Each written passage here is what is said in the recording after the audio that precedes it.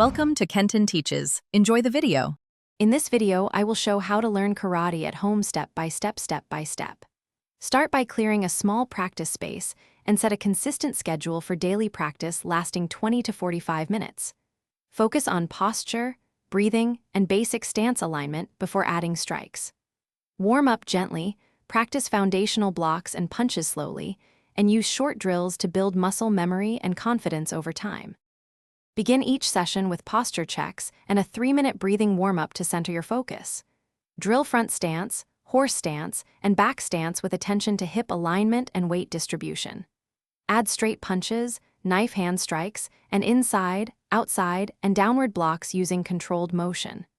Repeat slowly for precision, then increase tempo while keeping form crisp to build strength and reliable technique. If you're enjoying this content, please subscribe and like to support the channel and get more helpful lessons. Quick recommendation: life's too short for cheap socks. Go darn tough for great comfort during long training sessions and a lifetime warranty, perfect for barefoot mat days or studio shoes. Check the description for the link and other deals, and if you want more gear tips, I'll share favorites later. Now let's get back to the video.